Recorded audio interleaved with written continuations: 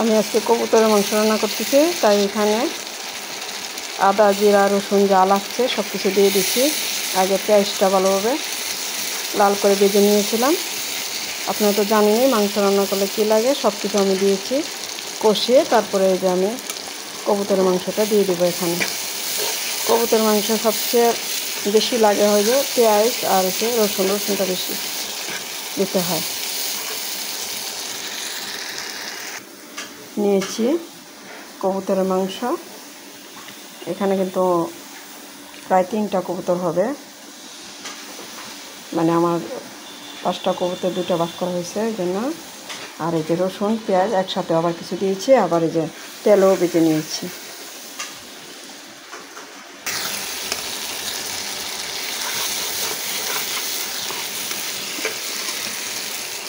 এই যে কবুতরের মাংস দিয়ে দিচ্ছি।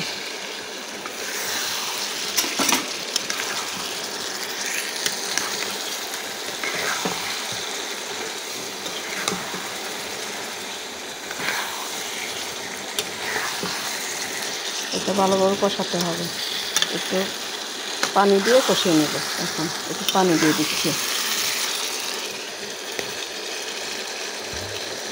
অল্প পানি দিয়ে কষিয়ে পরে আবার দেখাচ্ছি আপনাদেরকে।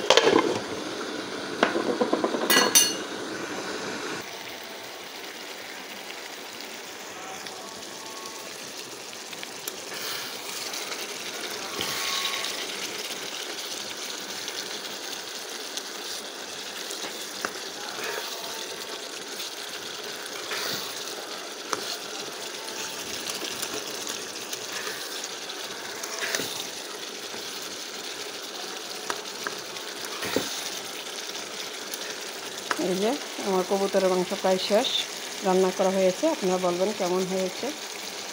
যদি ভালো লাগে অবশ্যই আমার ভিডিওতে একটা লাইক সাবস্ক্রাইব করে দিন। ভালো থাকবেন। আল্লাহ হাফেজ। দেখতে পাচ্ছেন এই যে হয়ে গেছে। এখন শুধু পরিবেশন করব, তাইলে হবে। দেখতে পাচ্ছেন। আল্লাহ হাফেজ।